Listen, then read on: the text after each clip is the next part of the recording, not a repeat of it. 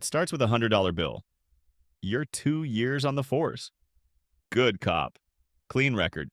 You pull over a car doing 60 and a 40, and when the driver hands you his registration, there's a folded 100 sitting underneath it. He doesn't say a word, doesn't even look at you. Just stares straight ahead like this is a transaction he's done 100 times before. Because he has. You stand there at that window for what feels like a long time.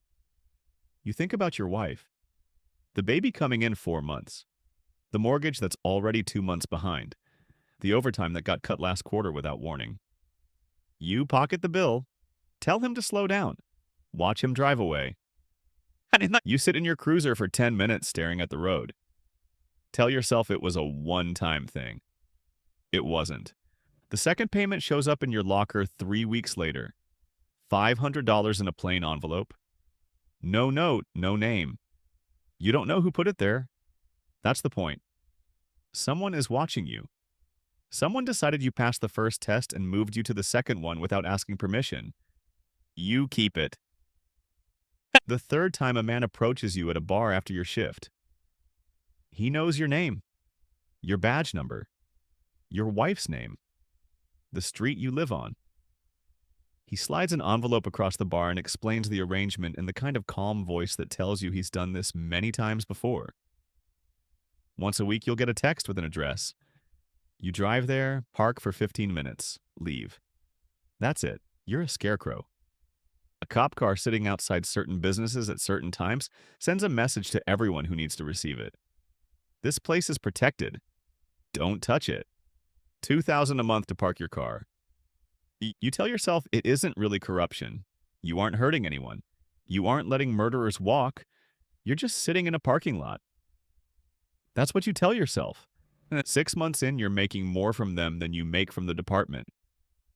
The baby arrives, healthy, beautiful. Your wife cries. You hold your daughter in that hospital room and feel something crack open in your chest. Not guilt exactly. Something closer to a decision being made without your input. You look at that tiny face and think about the mortgage and the envelope in your locker, and you make peace with what you are. That's the most dangerous moment in this whole story. Not the first 100, not the locker envelope. This moment, the moment you stop fighting it and call it something else. Provider, protector, a man doing what needs to be done. The requests get bigger after that. Lose a piece of evidence from the property room. A bag of cocaine that was supposed to be tested somehow disappears between intake and the lab. A witness statement that contradicts the wrong person's alibi gets misfiled so deep it'll never surface. You're not doing anything violent. You're moving paper, adjusting the record. The system is broken anyway, you tell yourself. Prosecutors plea bargain everything down to nothing. Judges are political appointments. You're just taking your cut of a game that was already rigged before you showed up. Then they ask you to do something real. A mid-level dealer got picked up by another unit. A unit that doesn't play ball. He's sitting in county lockup and he knows things. Names, routes, safe houses. And if he talks to make a deal, a lot of people go down, including people whose names are in the same ledger as yours. Your job is to make sure he doesn't talk. You visit him in holding, you're a cop, so nobody questions it. You sit across from him in that little room, and you recite his mother's address from memory. You mention that his little brother walks home from school every day at 3:15. You don't make a direct threat. You don't have to. The geometry of the conversation does the work. He pleads guilty the next morning, takes 7 years without saying a word. You get a $10,000 bonus wired to an account you didn't know you had until the text arrived with the login details. You throw up in the parking lot of the station, and then you go back inside and finish your shift. 3 years in, you're running your own crew. 4 cops all connected to the same organization. You don't think of yourself as dirty anymore. That word stopped fitting a long time ago. You think of yourself as a businessman operating inside 2 systems simultaneously. You control which raids happen and which don't. You tip off shipments that need to move. You arrest competitors to clear the market for your employers. It runs like clockwork. Then a homicide lands on your desk that changes everything. The body is in an alley. 2 shots to the head, execution style.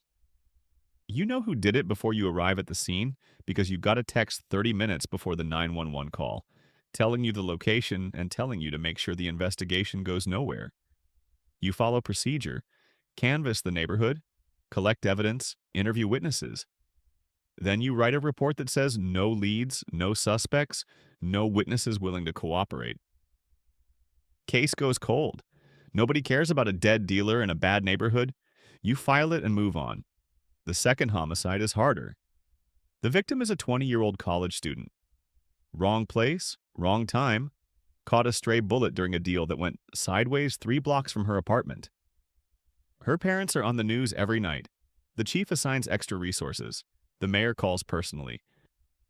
You cannot make this one disappear, so you give them someone. A corner kid who was in the area that night.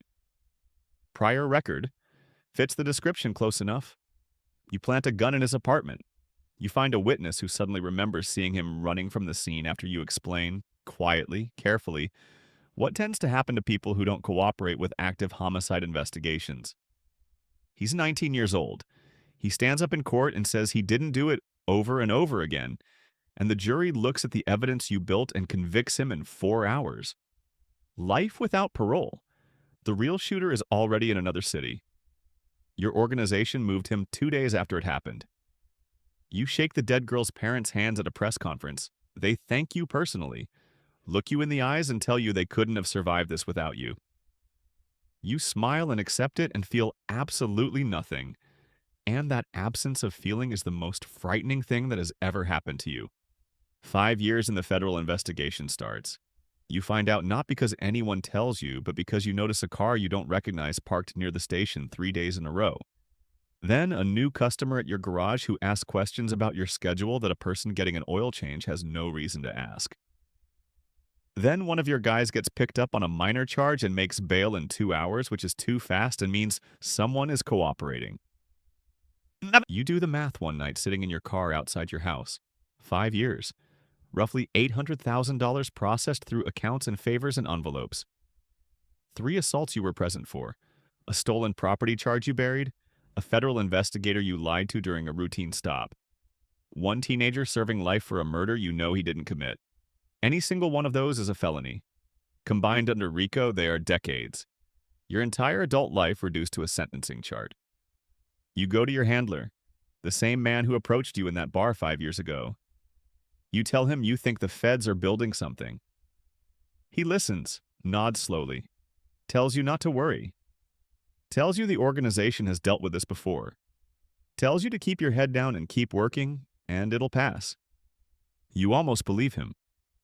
3 weeks later, you come home to find your wife sitting at the kitchen table with a folder in front of her. She found the second phone, the one you kept in the glove box. She didn't go through it, she couldn't get past the lock. But she held it up and looked at you with an expression you have never seen on her face before, and asked you one question. Who are you? You stand in your own kitchen, and you cannot answer that, because you genuinely don't know anymore. The man who took a $100 bill at a traffic stop because the mortgage was behind, you remember him. But he's so far back now, he might as well be someone you read about. The man standing in this kitchen is something that developed in the space that man left behind. Something efficient and cold and capable of shaking a grieving mother's hand while her son's real killer drives to Phoenix.